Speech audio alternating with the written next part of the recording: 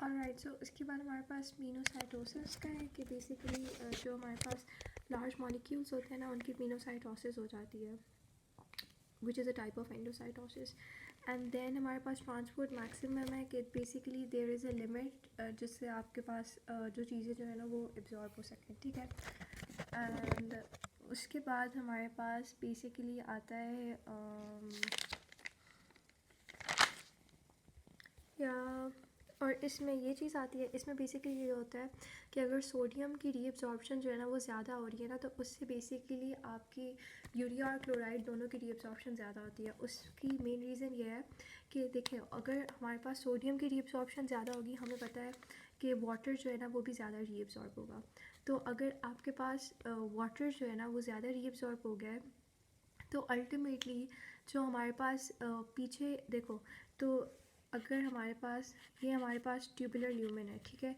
अगर सोडियम जो है ना ये ज़्यादा हमारे पास रीअब्जॉर्ब हो गया है, ठीक है, तो सोडियम भी रीअब्जॉर्ब हो जाता है, इसके साथ साथ जो वाटर होता है ना वो भी रीअब्जॉर्ब हो जाता है. तो अगर वाटर सारा निकल गया है तो जो पीछे चीज़ें रह जाती हैं वो ज़्यादा कंसनट्रेटेड हो जाती हैं. तो इसी वजह से जो हमारे पास पीछे यूरिया रह जाता है उसकी कंसनट्रेशन ज़्यादा हो जाती है. तो फिर इस वजह से अगर सोडियम की रीअब्जॉर्प्शन होगी ना तो उससे फिर यूरिया की यहाँ पे कंसनट्रेशन ज़्यादा हो जाती है, जिसकी वजह से यूरिया जो होता है ना वो भी रीअब्जॉर्ब हो जाता है, ठीक है. एक ये कॉन्सेप्ट आता है. एक हमारे पास ये आता है कि क्लोराइड की रीअब्जॉर्प्शन कैसे होती है. उसमें ये होता है कि अगर सोडियम रीअब्जॉर्ब होगा तो उसके बाद अल्टीमेटली क्लोराइड भी वाटर भी रीअब्जॉर्ब होगा, जिसकी वजह से यहाँ पे हमारे पास क्लोराइड की कंसनट्रेशन जो है वो इंक्रीज़ कर जाएगी, तो क्लोराइड की रीअब्जॉर्प्शन बढ़ जाएगी. नेक्स्ट ये है कि अगर हमारे पास सोडियम की रीअब्जॉर्प्शन ज़्यादा होगी ना तो उससे ये होता है कि आपके पास नीचे अंदर अंदर पॉजिटिविटी कम हो जाती है और अंदर नेगेटिव आइंस की कंसंट्रेशन ज़्यादा हो जाती है, ठीक है. नेगेटिव पोटेंशियल बढ़ जाता है, जिसकी वजह से क्लोराइड की रीअब्जॉर्प्शन इंक्रीज़ हो जाती है, ठीक है. तो अगर हमारे पास सोडियम की रीअब्जॉर्प्शन ज़्यादा होगी तो उससे क्लोराइड और यूरिया जो है ना उनकी भी रीअब्जॉर्प्शन ज़्यादा हो जाएगी. नेक्स्ट हमारे पास क्रेटिनिन की लेवल्स आते हैं. जो आपके पास क्रेटिनिन होता है ना ये एक लार्जर होता है, इन लार्जर इन साइज़ होता है, तो it is not at all reabsorb, ठीक है. सारे का सारा क्रेटिनिन जो होता है ना वो एक्सक्रीट आउट हो जाता है, इसी वजह से हम क्रेटिनिन को यूज़ करते हैं. वो GFR वाले फार्मूला में वो आगे डिस्कस होगा. नेक्स्ट हमारे पास बेसिकली ये आता है. इसके लिए I have made a drawing, तो हम इसे एक्सप्लेन करेंगे. इसमें बेसिकली ये है कि ये हमारे पास, लेट्स अज्यूम कि ये प्रॉक्सिमल कॉन्वोल्यूटेड ट्यूब्यूल है. सो इसमें जो हमारे पास PCTs होते हैं ना, इसमें एक तो माइटोकॉन्ड्रिया का लेवल बहुत ज़्यादा होता है जो कि एनर्जी प्रोवाइड करते हैं आपके सोडियम पोटाशियम ATPase पंप के लिए, सोडियम ग्लूकोज वाला, और ये सोडियम अमीनो एसिड है. इवन तो ये सेकेंडरी एक्टिव ट्रांसपोर्ट चैनल्स है, लेकिन इनकी जो एनर्जी होती है वो सोडियम पोटाशियम ATPase पंप से आती है और बेसिकली माइटोकॉन्ड्रिया से आती है, ठीक है. तो हमारे पास ये होता है. और फिर हमारे पास जो PCT के चैन है ना ट्यूब्यूल्स, वहाँ पे एक्सटेंसिव ब्रश बॉर्डर होता है. ब्रश बॉर्डर से बेसिकली आपका जो सरफेस एरिया वो ज़्यादा हो जाएगा, जिससे रैपिड ट्रांसपोर्ट होगी. और नेक्स्ट हमारे पास ये प्रोटीन कैरियर मॉलिक्यूल्स होते हैं. ऑलराइट, फिर उसके बाद हमारे पास PCT में एब्जॉर्प्शन की आ जाती है. तो इसको हम 2 पार्ट में डिवाइड कर लेते हैं, first half and second half. जो फर्स्ट हाफ होता है ना उसमें सोडियम जब रीअब्जॉर्ब करता है ना तो वो अपने साथ ग्लूकोज को भी रीअब्जॉर्ब कर लेता है, अमाइनो एसिड्स को भी रीअब्जॉर्ब कर लेता है और बाइकार्बोनेट आयंस को भी रीअब्जॉर्ब कर लेता है. तो इन सब की रीअब्जॉर्प्शन ज़्यादा हो जाती है. और फिर हमारे पास तो इन सब की रीअब्जॉर्प्शन हो जाती है, तो अल्टीमेटली इन सब ये जो सोडियम बाइकार्बोनेट्स ग्लूकोज और अमाइनो एसिड्स इनकी कंसनट्रेशन डिक्रीज़ कर जाए, क्योंकि ये सारे रीअब्जॉर्ब करके हैं. ये हमारे पास किडनी की ट्यूब्यूल्स जो है प्रॉक्सिमल कॉन्वोल्यूटेड ट्यूब्यूल उसके अंदर नहीं रहेंगे. और हमारे पास ना जो सोडियम जब रीअब्जॉर्ब करते हैं ना, तो जितना सोडियम रीअब्जॉर्ब करता है वो इसे 65% सोडियम रीअब्जॉर्ब करता है, तो 65% वाटर भी रीअब्जॉर्ब करता है.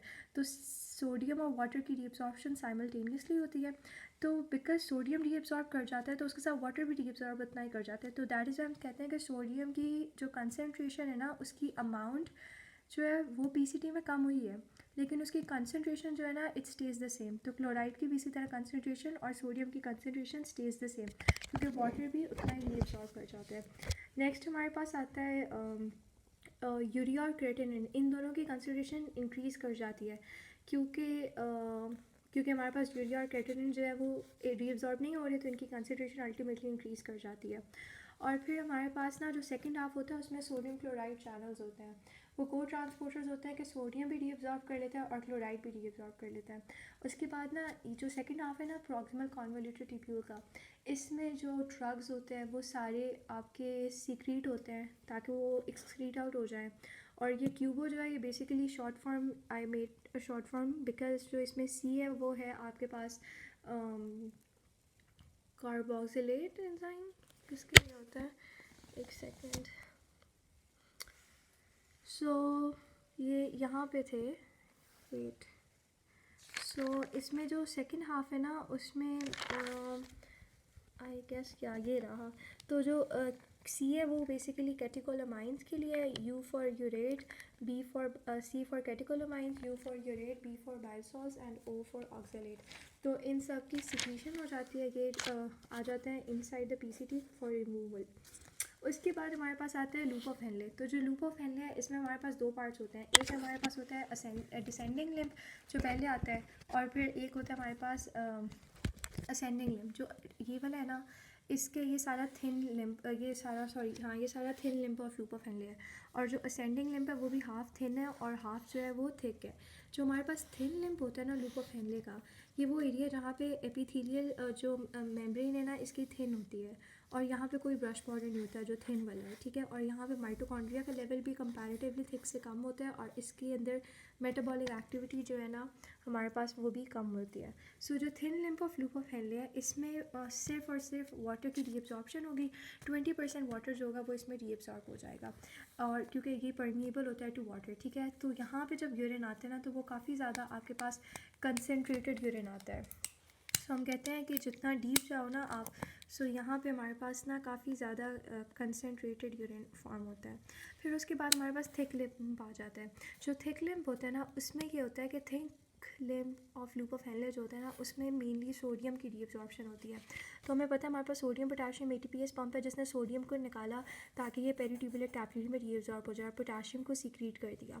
तो सोडियम का लेवल जो होता है ना वो आपके पास जो thick limb of loop of Henle है ना, जो हमारे पास ट्यूबुलर ये है ल्यूमिन, इसमें कम हो जाता है। तो इसी वजह से सोडियम जो होता है ना, एक तो ये भी बात है कि इसमें हमारे पास ये लेवल कम हो जाते हैं, बट स्टिल ना, वेट मैं ये आपको सोडियम का लेवल कम हो गया ना, हाँ। तो बेसिकली सोडियम का लेवल कम हो जाए, तो इस वजह से जो सोडियम होता है ना वो आप चाहते हो कि सोडियम इन सेल्स में आए। यहाँ पे भी ऐसे सेल्स होते हैं, ठीक है, इसी तरह यहाँ पे ये सेल्स होते हैं। तो सोडियम जो होता है ना वो आपका रीअब्सॉर्ब होता है क्योंकि आपका सोडियम इन सेल्स में कम हो गया है, ठीक है। तो बेसिकली ये जो चैनल मैंने यहाँ पे बनाया है यहाँ पे भी हो सकता है, ये जो मैंने यहाँ पे सेल्स बनाए हैं ये ऐसे यहाँ पे भी है। तो यहाँ पे वो सेल्स होते हैं, सोडियम की कंसनट्रेशन डिक्रीज़ कर जाती है। सोडियम की कंसनट्रेशन यहाँ पे देखें आप, यहाँ पे ये सोडियम की कंसनट्रेशन डिक्रीज़ करके जिसकी वजह से सोडियम जो है ना वो रीअब्सॉर्ब करेगा। सोडियम को रीअब्सॉर्ब कर सकता है एक चैनल से जिसका नाम है सोडियम पोटाशियम क्लोराइड चैनल्स। इसमें बेसिकली आप देखो इक्वल पॉजिटिव और नेगेटिवली चार्ज जा रहे हैं, एक सोडियम जा रहा है, एक पोटाशियम जा रहा है और 2 क्लोराइड जा रहे हैं। सो 2 positive and 2 negative, sodium potassium and 2 chloride channels, ये तीनों चले जाते हैं। नेक्स्ट हमारे पास सोडियम रीअब्सॉर्ब होता है और पोटाशियम जो है वो सीक्रेट होता है, एक ये होता है। फिर हमारे पास ना जो पोटाशियम है ना, यहाँ पे इवन दो इनके अंदर ना जो ल्यूमेन होता है इसके अंदर पोटाशियम की कंसनट्रेशन तो ज़्यादा करेगी क्योंकि हमें पता है पोटाशियम तो अंदर आ रहा है। तो पोटाशियम की क्योंकि यहाँ पे कंसनट्रेशन बहुत ये क्या कहते हैं इसे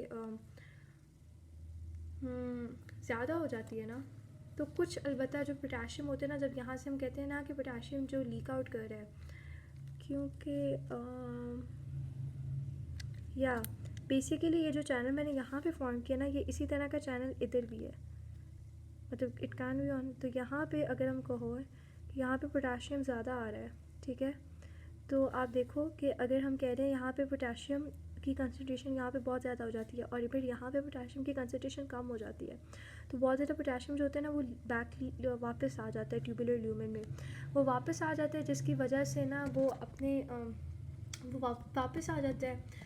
फिर उसकी वजह से अंदर पॉजिटिविटी जो होती है वो ज़्यादा हो जाती है, अंदर पॉजिटिविटी ज़्यादा हो जाती है, जिसकी वजह से मैग्नीशियम, पोटाशियम, कैल्शियम और सोडियम जो पॉजिटिव चीज़ें ना वो बाहर चले जाती हैं थ्रू पैरा सेलुलर डिफ्यूजन, ठीक है। और हमारे पास 25% सोडियम की रीअब्जॉर्प्शन हो जाती है। इसको इनहिबिट कर सकते हैं बाय यूजिंग लूप डायरेटिक्स। इसमें आता है फ्यूरोसेमाइड आता है, एथाक्राइनिक एसिड आता है और ब्यूटमीट टैनाइड आता है। एंड दिस पार्ट जो होता है ना हमारे पास असेंडिंग लिम्फ का, it is impermeable to water. Next हमारे पास आता है DCT। जो DCT है ना, इसमें भी बेसिकली आप इसको भी प्रॉक्सिमल पार्ट और डिस्टल पार्ट में डिवाइड कर देते हैं। जो प्रॉक्सिमल पार्ट है वो आपका जक्स्टाग्लोमेरुलर कॉम्प्लेक्स फॉर्म करता है। उसमें ये होता है कि आपके पास जो DCT के सेल्स होते हैं उसके अंदर मेडुला डेंसा सेल्स होते हैं और उसके साथ ही आपके पास एफरेंट और ईफरेंट आर्ट्रियोल्स होते हैं जिसके अंदर बेसिकली जक्स्टाग्लोमेरुलर सेल्स होते हैं आर्टरीज में। और ये जो पार्ट होता है it is impermeable to water and it is also impermeable to urea, क्योंकि इसको बेसिकली आप लिंक करो पीछे वाले लूप ऑफ हेनले से, वो भी इम्परमिएबल था ना टू वाटर, तो ये भी जो फर्स्ट प्रॉक्सिमल पार्ट होगा इसकी वही कैरेक्टरिस्टिक्स होगी। फिर इसने भी सोडियम की रीअब्जॉर्प्शन करनी है और साथ क्लोराइड की रीअब्जॉर्प्शन करनी है। 5% सोडियम क्लोराइड जो होता है वो रीअब्जॉर्ब कर लेते हैं। इसकी हम इनहिबिशन करवा सकते हैं थ्रू थायजाइड डायरेटिक्स। वो बेसिकली उसमें यह है कि अगर कोई हाइपरटेंशन हो रही है ना तो उसमें हम ये इस डायरेटिक्स यूज़ करते हैं, क्योंकि हाइपरटेंशन में आपका ब्लड प्रेशर ज़्यादा हो जाएगा, ठीक है। तो इसके लिए आप चाहते हो कि रीअब्जॉर्प्शन ऑफ वाटर कम हो ताकि ब्लड प्रेशर ज़्यादा, आर्टीरियल प्रेशर और ज़्यादा ना हो। तो रीअब्जॉर्प्शन ऑफ वाटर कम करने के लिए हमें रीअब्जॉर्प्शन ऑफ सोडियम भी कम करनी पड़ेगी, क्योंकि वाटर और सोडियम की रीअब्जॉर्प्शन एक साथ साथ होती है। तो सोडियम के चैनल्स को ये ब्लॉक कर देता है, सोडियम क्लोराइड चैनल्स को हाइपरटेंशन में थ्रू थायजाइड डायरेटिक्स। फिर हमारे पास आता है late distal part of DCT। इसमें बेसिकली आपके पास फर्स्ट होता है प्रिंसिपल सेल्स। जो प्रिंसिपल सेल्स है ना, जो एल्डोस्टेरॉन होता है वो प्रिंसिपल सेल्स की एक्टिविटी ज़्यादा करता है। हमें पता है एल्डोस्टेरॉन के जो फंक्शन है ना, उसने सोडियम की रीअब्जॉर्प्शन करवानी है और पोटाशियम की सिक्रीशन करवानी है। तो as you guys can see कि ये सोडियम की रीअब्जॉर्प्शन करवा रहा है, पोटाशियम की सिक्रीशन करवा रहा है। सोडियम को हम ब्लॉक कर सकते हैं through using sodium blocker channels और पोटाशियम को थ्रू पोटाशियम स्पेयरिंग डायरेटिक्स। यहाँ जो भी आपके पास मिनरलोकॉर्टिकॉइड के रिसेप्टर्स के एंटागनिस्ट होते हैं उनको भी यूज़ कर सकते हैं। नेक्स्ट हमारे पास 2 टाइप ऑफ सेल्स होते हैं। ये हमारे पास बेसिकली ना late distal part of DCT और कॉर्टिकल कलेक्टिंग डक्ट जो कॉर्टेक्स वाला है, ठीक है। डीप पर हमारे पास मेडुला आता है, ऊपर वाला कॉर्टेक्स होता है। तो इन दोनों के ये सेम होता है। ये इनमें एक तो आपके पास प्रिंसिपल सेल्स होते हैं जो एल्डोस्टेरॉन वाला वर्क करते हैं और टाइप A और टाइप B सेल्स होते हैं। टाइप ए और टाइप बी सेल्स में बेसिकली अगर हमारे पास टाइप ए है तो ए से याद रखो ए वाले सेल्स की कंसंट्रेशन तब ज़्यादा होगी अगर एसिडोसिस है। इनका मेन फंक्शन है कि वो एसिड बेस्ड रेगुलेशन करवाते हैं, तो अगर एसिडोसिस है तो टाइप ए सेल ज़्यादा होंगे। इसमें बेसिकली होता है कि अगर एसिडोसिस है तो बेसिकली आपने ये करना है कि आपने प्रोटॉन्स को एक्सक्रीट आउट करवाना है, क्योंकि एसिडोसिस है बॉडी में ऑलरेडी प्रोटॉन्स बहुत ज़्यादा हैं, तो हमने प्रोटॉन्स को एक्सक्रीट आउट करवाना है और हम चाहते हैं कि बाइकार्बोनेट्स रीअब्जॉर्ब हो जाएं। तो यहाँ पे जो चीज़ें हैं वो रीअब्जॉर्ब हो रही हैं और जो इधर जा रही हैं वो एक्सक्रीट आउट हो रही हैं, ठीक है। तो प्रोटॉन वाला चैनल, इसमें 2 चैनल्स होते हैं। ये वाली जो हमारे पास साइड है ना, ये हमारे पास है एपिकल या ल्यूमिनल साइड और ये वाली बेसोलैटरल साइड है। या और ये एक तो ये चैनल होता है जो प्रोटॉन्स वाला होता है, ठीक है, और ये ATPase वाला होता है, प्रोटॉन ATPase पंप। एक होता है प्रोटॉन को इस तरफ लेके जा रहे हैं और पोटाशियम को ऑपोजिट साइड पे लेके जा रहे हैं, ये होता है प्रोटॉन पोटाशियम ATPase पंप, ठीक है। और फिर एक हमारे पास होता है, और ये दोनों चैनल्स जब भी होंगे ना ये एक साथ होंगे, क्योंकि इन दोनों का फंक्शन एक है। प्रोटॉन्स को इन्होंने एक ही डायरेक्शन में आपने दोनों एरोस ड्रॉ करने हैं। और एक हमारे पास चैनल होता है जो बाइकार्बोनेट्स वाला होता है और क्लोराइड का होता है, और ये काउंटर चैनल होता है, मतलब बाइकार्बोनेट्स का डिफरेंट साइड पे एरो होगा, क्लोराइड्स का डिफरेंट साइड पे एरो होगा। सो जो आपके पास प्रोटॉन्स वाले चैनल्स हैं ना, उनकी अगर एक्सक्रीशन करवानी है तो वो आपके पास ये वाली साइड पे होंगे जो ट्यूबुलर ल्यूमन में ओपन हो रही है। और वो कौन सी साइड है? वो साइड है जो एपिकल साइड है। बेसिकली वो यहाँ पर होंगे ताकि वो प्रोटॉन्स को एक्सक्रीट आउट कर सकें और यहाँ पे पोटाशियम को ये रीअब्जॉर्ब कर लेंगे। और जो बाइकार्बोनेट्स होगा, क्योंकि हमने बॉडी से एसिडोसिस हो गया, हमने बॉडी से प्रोटॉन्स निकालने हैं, तो ये निकालिए और बाइकार्बोनेट्स रीअब्जॉर्ब कर लेंगे ताकि इफेक्ट न्यूट्रलाइज हो सके और ये रीअब्जॉर्ब कर लेंगे, एसिडोसिस को कम कर सकें और क्लोराइड इस तरह चल जाएगा और फिर ये क्लोराइड चैनल से एक्सक्रीट आउट हो जाएगा, पोटाशियम रीअब्जॉर्ब हो जाएगा। तो जो एक्स्ट्रा वाली है ना, जो पोटाशियम क्लोराइड है, ये KCl है, तो पोटाशियम क्लोराइड है। यहाँ पे पोटाशियम है, पॉजिटिव साथ है, और अगर यहाँ पे बाइकार्बोनेट का नेगेटिव है तो यहाँ पे एक और नेगेटिव अलाइन है जो कि क्लोराइड है। नेक्स्ट हमारे पास टाइप बी सेल्स होते हैं जो कि एल्कलोसिस में होते हैं।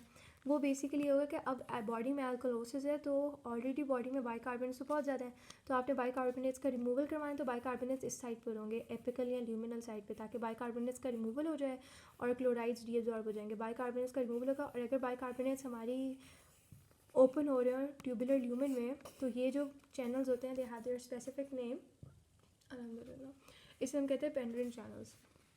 और जो हमारे पास प्रोटॉन्स होते हैं इनकी रीअब्जॉर्प्शन हो जाएगी, तो एक प्रोटॉन एटीपीएस पंप हो जाएगा, प्रोटॉन पोटेशियम एटीपीएस पंप होगा। और जो हमारे पास ये वाली लेट डिस्टल पार्ट होता है ना डीसीटी का, और जो हमारे पास होता है कॉर्टिकल कलेक्टिंग डक्ट, ये दोनों हमारे पास ना एक तो आपकी वाटर की रीअब्जॉर्प्शन करवाती हैं, और वाटर की रीअब्जॉर्प्शन जो करवाएंगी वो डिपेंड करता है एडीएच की अवेलेबिलिटी पे। अगर एडीएच ज़्यादा होगा तो वाटर रीअब्जॉर्प्शन ज़्यादा होगी। नेक्स्ट हमारे पास लास्ट मेडुलरी कलेक्टिंग डक्ट आता है। जो मेडुलरी कलेक्टिंग डक्ट होता है वो ये करता है कि वो आपकी एडीएच अगर ज़्यादा होगा तो वाटर रीअब्जॉर्प्शन करवा देगा, और यहाँ पे यूरिया ट्रांसपोर्टर्स होते हैं जो कि यूरिया की रीअब्जॉर्प्शन करवा देते हैं और वाटर की एक प्रोटॉन्स की एक्सक्रीशन भी करवा रहे हैं। तो हम इसे कहते हैं कि जो आपके पास डीसीटी है, जो आपके पास कॉर्टिकल कलेक्टिंग डक्ट है, और जो हमारे पास मेडुलरी कलेक्टिंग डक्ट है, ये they are responsible for acid base balance. इसमें इंटरकलेटेड सेल्स और इसमें ये प्रोटॉन्स के हम पता है एक्सक्रीशन करवा रहे हैं।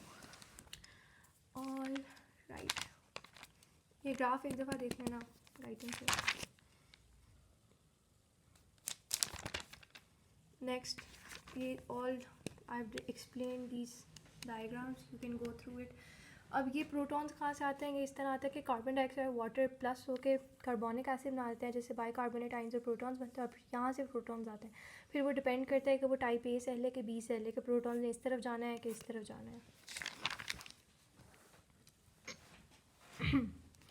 ऑल राइट, ठीक है। सो नेक्स्ट हमारे पास ये एक आता है GT balance, glomerular tubular balance. इसमें ये होगा कि अगर आपका जीएफआर ज़्यादा है ना तो रीअब्जॉर्प्शन भी उतनी ज़्यादा होगी। इसका सिर्फ ये कॉन्सेप्ट है। Reabsorption rate is equals to K F into net reabsorptive forces, बिल्कुल जिस तरह GFR is equals to K F into जितनी भी प्रेशर वो आ रहा है, कैपिलरी प्रेशर, ठीक है। What was that, I guess हम लोगों ने चैप्टर 27 में या K F into net filtration pressure, ठीक है।